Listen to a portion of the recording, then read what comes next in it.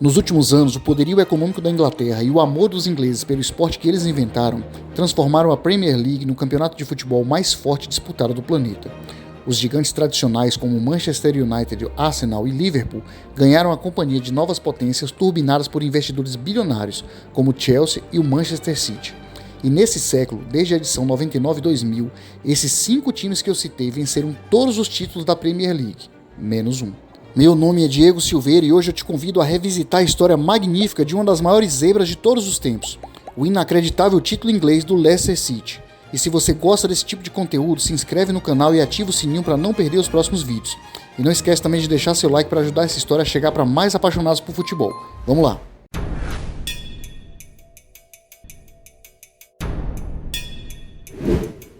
O Leicester é um pequeno clube inglês situado numa cidade que tem o mesmo nome do time. Na maior parte da sua história, disputou as divisões inferiores do futebol da Inglaterra e chegou a vencer algumas vezes a Championship, que é a segunda divisão inglesa.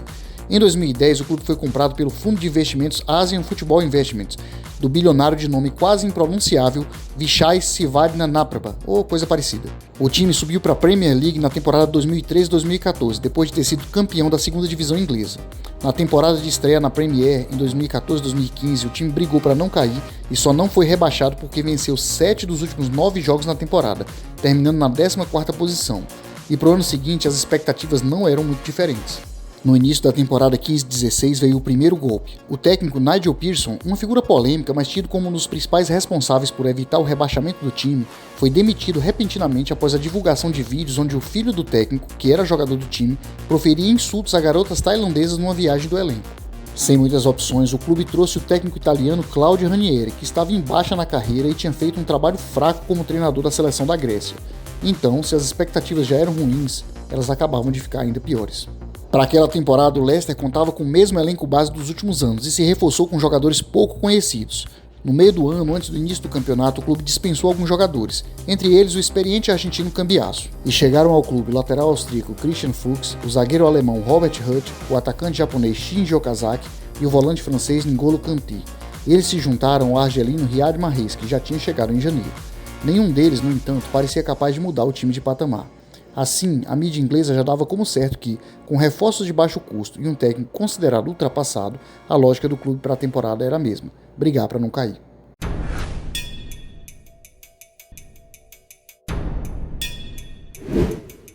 Ranieri realmente usou conceitos meio antigos na base do seu trabalho: um time titular fixo e um sistema 4-4-2 com cara de anos 90.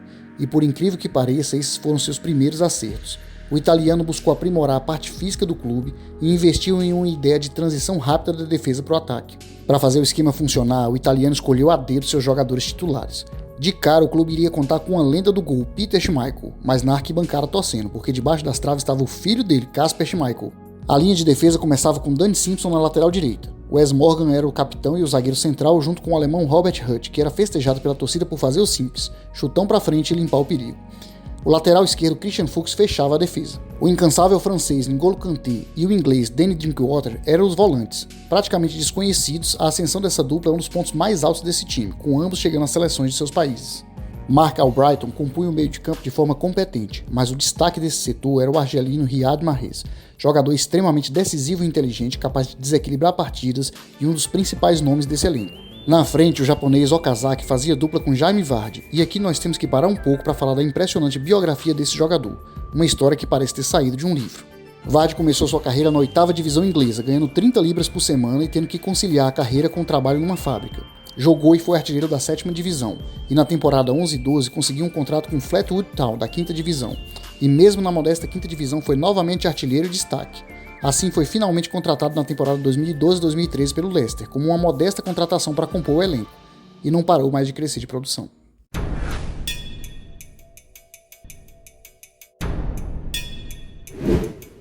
O esquema do Leicester priorizava a defesa, uma pressão no passe médio para impedir que a bola chegasse aos homens de frente dos adversários e frequentemente forçar o time oponente a tocar para trás. Caso o adversário conseguisse receber a bola no ataque, ali estavam Kanté ou Drinkwater para incomodar, sempre cobertos por um outro jogador defensivo. No eficiente sistema de Claudio Ranieri, Fuchs, Drinkwater, Kanté, Albrighton e até mesmo o atacante Okazaki se sacrificavam buscando ocupar o máximo de espaços possíveis, e quando os Fox recuperavam a bola, a intenção era quebrar a pressão adversária com a transição mais rápida possível. Nessa transição rápida, Mahrez se encarregava de encontrar os espaços, Okazaki de atrair a marcação e Vardy se movimentava de forma brilhante, quase sempre nos pontos cegos dos zagueiros, para receber a bola em condições de marcar. E em que pese todas as probabilidades estarem contras, os Fox tinham um plano. Para um time que era candidato ao rebaixamento, o Leicester começou bem o torneio. Nas 6 primeiras rodadas estava invicto, tendo empatado com Tottenham, com Stoke City e com Bournemouth e vencido Sunderland, West Ham e Aston Villa. Após 6 jogos, o time tinha o melhor ataque da competição e estava na zona de classificação da Champions. Era um sonho para qualquer torcedor dos Fox, mas então a realidade bateu pesado. O time sofreu uma virada e foi goleado em casa pelo Arsenal por 5-2. Os comentários da época eram que o Leicester tinha um time encaixado e iria dar trabalho, mas talvez não fosse suficiente para bater de frente com os gigantes ingleses. Novamente contra os prognósticos e contra os engenheiros de obra pronta da mídia, o Leicester voltou a mostrar eficiência e estabilidade na sequência do campeonato. Venceram o Norwich, empataram contra o Southampton e venceram as 4 partidas seguintes para assumir a liderança do campeonato na 13ª rodada com 38 pontos, 2 a mais que o Arsenal. Àquela altura, o equilíbrio do time e a aplicação dos jogadores chamava a atenção do mundo inteiro. Poderia um mega azarão vencer a Premier League? Na 13ª rodada, muitos acreditavam que o time logo cairia. Os Fox continuaram a surpreender ao ficarem mais 5 jogos sem perder, totalizando uma sequência de 10 jogos com 8 vitórias e 2 empates, inclusive um 2-1 sensacional contra o Chelsea pela 16ª rodada.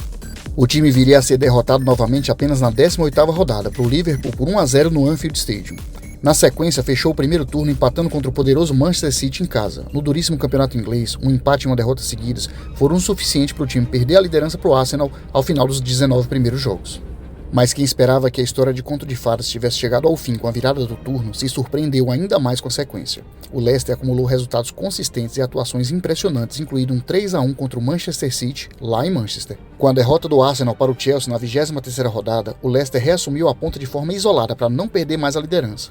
E na 36ª rodada, após um empate entre Chelsea e Tottenham, os Fox conseguiram um empate fora de casa contra o Manchester United, suficiente para garantir matematicamente um dos maiores milagres da história do futebol. O Leicester City era campeão inglês. O feito do Leicester é lendário. O título era tão improvável que algumas casas de aposta em Londres pagavam 5.000 para 1 para quem fosse louco o suficiente para apostar no time antes do início do campeonato.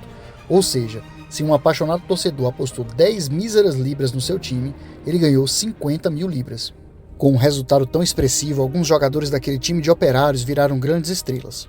Kanté foi para o Chelsea na temporada seguinte e se tornou campeão mundial com a França na Copa do Mundo da Rússia.